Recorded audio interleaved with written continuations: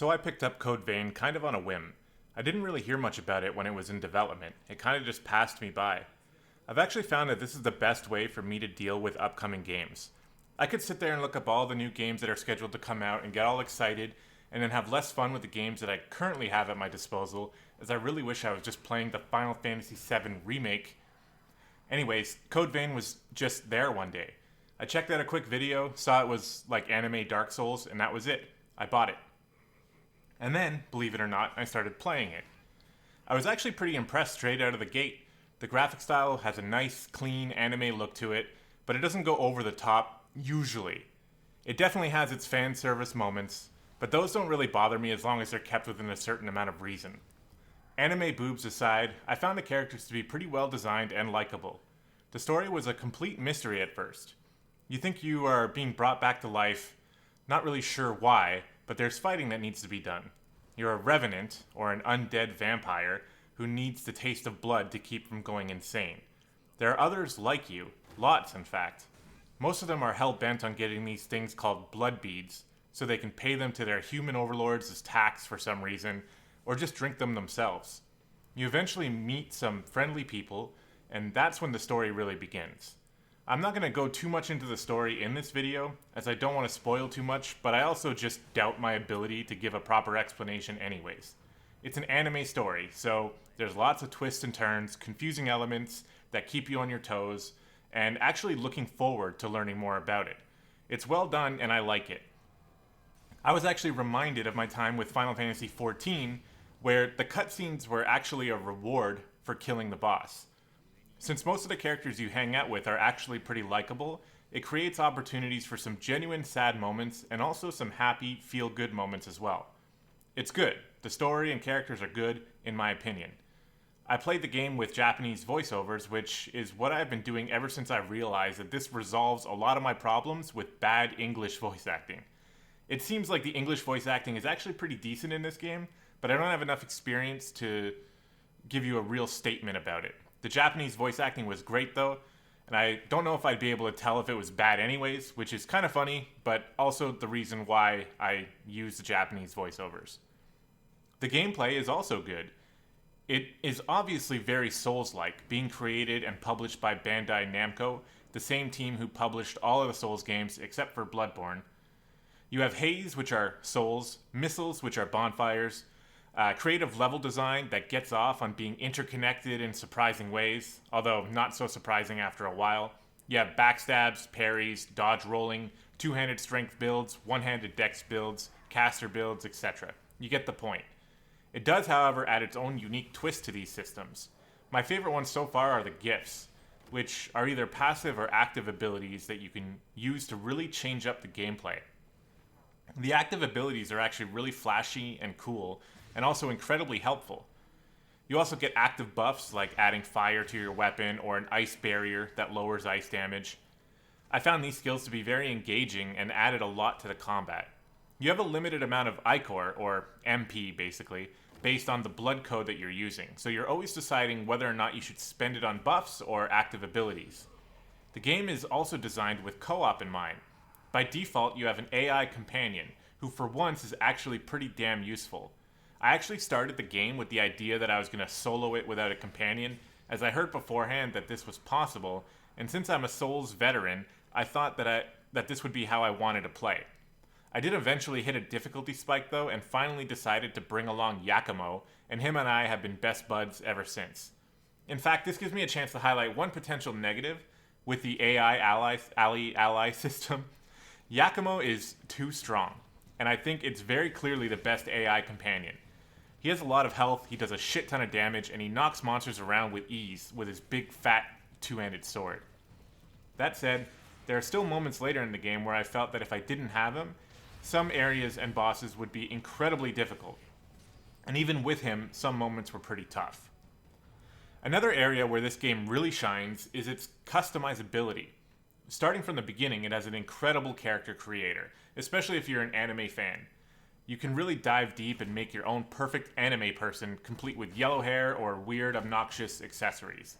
I'm pretty boring with my characters usually, but even I spent some extra time in there, making sure my dude looked the way I wanted him to. Although I do wish there was a facial hair option. It seems a bit weird to leave that one out. Beyond the character creator, the class system seems to have even more options, if that's even possible. There are 34 blood codes, which are essentially classes that you can choose once you've unlocked them. Now, I have to admit, I have not been able to play all of them yet, and I don't even have all of them unlocked, but that is a lot of class options, and they each come with varying amounts of active abilities, passive buffs, and also change your attributes as well. One thing that I really like is that you can change these up on the fly whenever you want. The leveling system is a bit strange at first, but it's pretty intuitive. Basically, you just put haze into leveling up, and increases your health and base stats for whatever blood code you have equipped. But if you later switch your blood code, you'll still keep your level, and it would be as though you just leveled as that new blood code. This means that actually leveling up is a little bit boring, as it's just stat buffs and HP buffs and nothing really more than that. The gift mastery system is where things really start to go crazy though. As you play as a certain blood code and have their abilities equipped, you eventually master those abilities. Once an ability is mastered, it can now be used with any other blood code, although there are some few exceptions, as there's certain abilities that cannot be transferred to another blood code. So, we have 34 blood codes, each with their own unique abilities to master, and then you can move those abilities around and mix and match until you have the exact playstyle you want. It really is pretty cool, and the possibilities seem endless. One slight concern, though, is that it's very possible some blood codes are just better than others, and I'm really not sure how well balanced they all are. There are so many options that it's possible that some may just be plain overpowered, and others might not even be viable. Take this with a grain of salt coming from me, though, as I have not had the chance to properly experiment with all of the options. I ended up just settling with a big two-hander and using flashy, smashy abilities to grind my enemies into dust. The next thing I wanted to touch on is the level design. I actually found it to be pretty good for the most part. The thing is, it's not very realistic. You can tell this world was built to be a video game, as there's no way in hell anyone would design any of these cities or cave systems or cathedrals the way they did in this game. It makes for fun exploring and puzzle solving, but it's otherwise kind of silly and, as stated, unrealistic. It's not like in Dark Souls where you enter an area and you can tell this place was created with a purpose other than being a video game level. But if you can set that aside, then it makes for some fun levels to run around and explore. There's plenty of items scattered about to look for, some incredibly useful, others not so much, but the sense of exploration is definitely there. I've actually heard quite a few complaints about the level design from other videos and other articles I've read, but honestly, at least for me, I didn't have too much of an issue with it. I enjoyed it overall. Also, there's quite a bit of variety in terms of aesthetics, but it feels a bit forced in the same video gamey kind of way.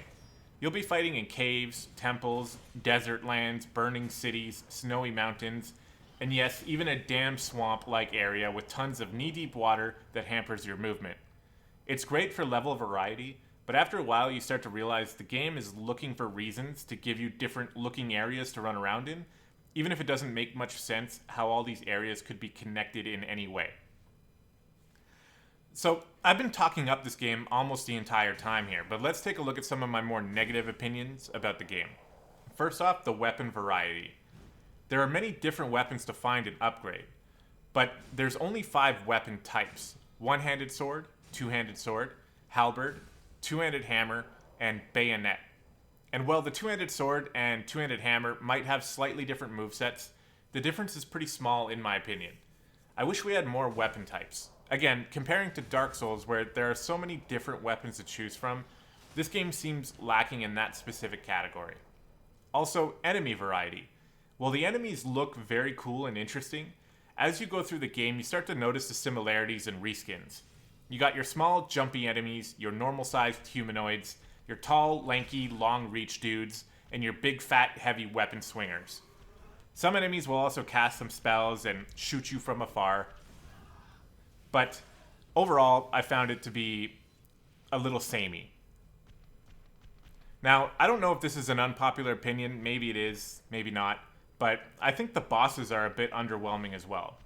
Again, the theme here is that most of them look cool and look fantastic, and the art style is great, but the actual fights seem a little uninspired. Maybe I'm wrong, but I'm walking away from this game without any of the memorable moments I had while fighting Artorias and Ornstein and Smo, even though there's actually one boss fight in this game that's basically a ripoff of those guys. And lastly, where is the music?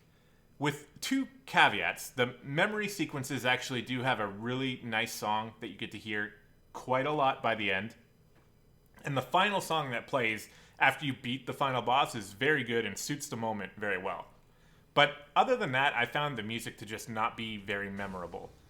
I'm sitting here now trying to remember any song from Code Vein, and I just can't do it. Besides the two mentioned, and maybe the one or two scenarios where you're talking with a specific character, and there's like it changes up the music a little bit for this one guy, and, you know, I can kind of remember that, but even still, the music itself wasn't memorable. I don't remember how the song went at all, for example. There might be a couple other moments that I don't remember, but this is just an area in the game that I think can use some improvement. In conclusion, I believe Code Vein is a very good game and was definitely worth the purchase.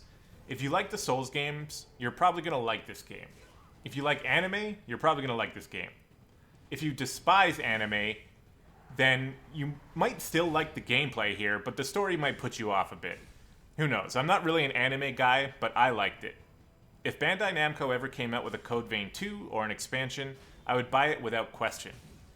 Code Vein will give you probably about 25 to 30 hours of solid gameplay, with the option to add countless more hours if you want to grind out all the blood codes and play some multiplayer, which actually works great, by the way. Forgot to mention that. This game gets a thumbs up from me. I hope I did a decent job telling you about the game and maybe help you make a decision on whether or not you want to buy it. Or maybe you already bought it and just wanted to hear an opinion about it. Either way, I hope you enjoyed. I want to end this video by thanking you all for watching and subscribing to my channel. If you liked the video, hit the like button and let me know in the comments. If you see room for improvement, let me know as well. I read all the comments and handle criticism pretty well, so don't be shy. If you want more of me, you can follow me on Twitter and on Twitch. Thanks again, and we will see you next time.